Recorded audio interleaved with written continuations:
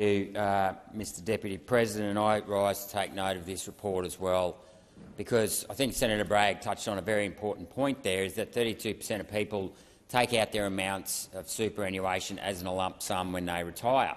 And that makes sense because figures show from the ABS show that today 40% of people retire with a mortgage. That is up from 10% in 1992.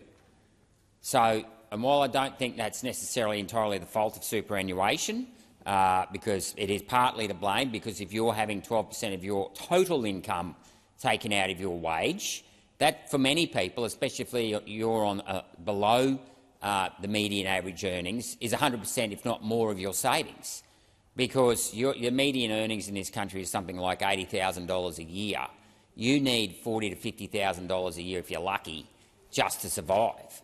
So if you've got the $30,000 remaining and you're trying to save for a house and suddenly you've got to take out $8,000 to $10,000 of what's left, that suddenly becomes a large part of your entire disposable income. And heaven forbid, you get the flat tire or you've got to get braces for your children or something like that. You have got absolutely no flexibility in how you manage your income. Now, with all due respect, the Coalition has this idea that we're going to allow first-home buyers to dip into their superannuation fund to be able to pay off a mortgage. I think you just should be able to let them choose in the first place whether or not they even want to put money into superannuation. Now, I'm happy, and I've discussed this tax policy today, to allow the first $25,000 in superannuation to be tax-free, but after that we need to go back to marginal rates, because as I just pointed out in question time, $50 billion of tax concessions go to the wealthiest 30% of people in this country, while the people on the lower 70% of retirees only get $54 billion for the pension. And so that doesn't add up. It's actually superannuation is actually a wealth distribution program from the poor to the rich. And as we know from the intergenerational report that was released a few years ago, those superannuation tax concessions are actually expected to become greater than the pension in the next decade. So you have to ask yourself, who is this really helping? And of course, that was the nub of my last question in question time: is, well, why don't corporations have to hold an AGM? Politicians have to go to an election. I mean, often I sometimes wonder if these things are worth it or not. But there is no mandatory election process for the members of superannuation funds to elect their board. They have absolutely no say in how their retirement funds are managed. For most, I mean, if you've got a self-managed super fund, you can, but for most people in an industry fund, they have very little control over how their money is managed. So they just have to hope for the best that they're going to get their money back when they retire at 65 or 67. And as I point out to people, there is absolutely no democracy when it comes to superannuation. In 1997, New Zealand had a referendum on compulsory superannuation and they voted against it 92% to 8. Now, do you think if Paul Keating went to a referendum in 1992 and said, by 2025 I'm going to take 12% of your income, I'm going to give it to someone you've never met, and there's no guarantee you're going to get it back, do you think the Australian people would have voted for it? Absolutely not. Absolutely not. But, I shouldn't just criticise the Labor Party for this, because the Liberals were in on this as well. In 1996, when Howard Costello took office, superannuation was either 3 or 4% of income. They had the chance then to kill superannuation stone cold dead, and they didn't, because the banks liked the idea of superannuation as well. CBA took over Colonial Mutual, National Australia Bank took over National Mutual, Westpac took over Bankers Trust, and ANZ did a joint venture with ING. And I remember my eyes just about popped out of my head one year when I saw the return on equity of CBA's wealth division, which included, of course, the old Colonial Mutual, was 66%. A return on equity of 66% for playing with other people's money. Now, if you can get a double-digit return on equity in any small business, you're doing pretty well. But to think that a big bank like the CBA could get a return of 66% on their equity, well, because they had so little equity in it, of course, they just charge fees to manage other people's money. I mean, you want to talk about socialism. this is socialism at its finest.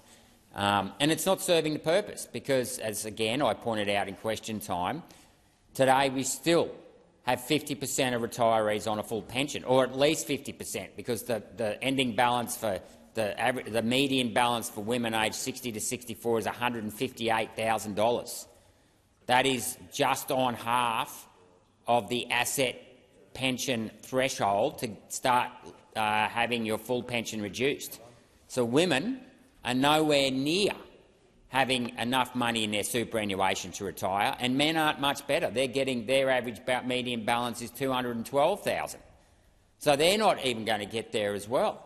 Now, I'll grant you that superannuation is only 32 years old and it's not fully matured, but here's the rub. Heavens forbid when it is fully matured, because once it's fully matured in 40, and it'll be my age group because I started paying superannuation when I first started work in 1991. So somewhere around 2040, you're going to get the first generation of people with a full 40 years of superannuation starting to withdraw lump sum balances. And as Senator Bragg pointed out, 32% are currently doing that. And if we continue to see house prices grow rapidly, this figure will continue to grow. And the problem is, when someone pulls out the 40 years in a lump sum, so 40 years of savings in a lump sum, you're going to need 40 other people coming in putting their 1 year. So can you see how superannuation is actually a Ponzi scheme?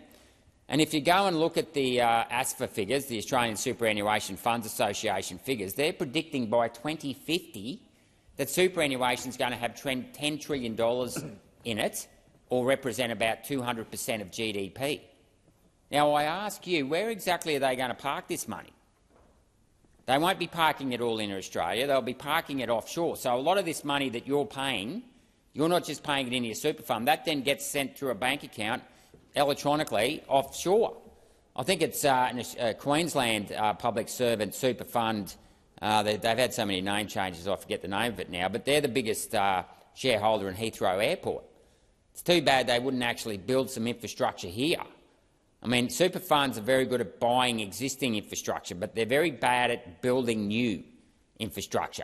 And if we're going to have this population increase, this rapid population increase, we need to start building more infrastructure. But the problem is the people that manage superannuation, are white-collar workers who, go into their ivory palaces in the cities. These guys aren't tradies and engineers and things like that, and surveyors. They're accountants and fund managers and wealth advisors, all of this stuff, but they don't have the skill set to build the stuff that matters. And so what they're doing is they're misallocating capital offshore. And of course that then drives up the cost of living, because we're not building the power stations, we're not building the dams, we're not building the ports, we're not building the infrastructure we need in this country, because we've got people who are managing capital but not actually building genuine new wealth. And then we've got this wealth redistribution from $50 billion of people's tax into the upper 30%. And a lot of these people, the upper 30%, will take their ski holiday to Japan, go on a European vacation, nothing wrong with that. But where's the money going into infrastructure? It's not happening. And then to go back to Senator Bragg's point about the whole importance of owning your house when you retire, if you have a mortgage today and you're paying 6 or 7%, that means you need to earn 10% pre-tax, because most people will pay on average somewhere about 30 cents in the dollar. So they need to earn 10 cents, they'll pay 3 cents tax, and then there's their 6% interest. Super funds brag about getting a 7 or 8% return. Sounds pretty good, but they're including capital gains in that. When you're paying a mortgage of 7% or you're trying to save up, okay, and house prices are rising by 7%, you can't keep up.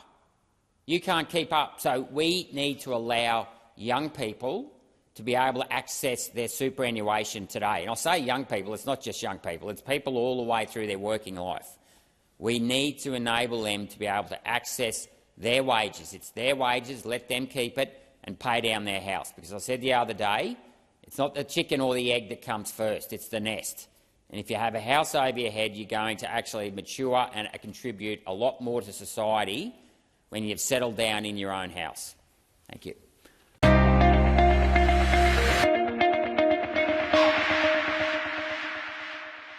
Authorised G. Rennick People First Chermside.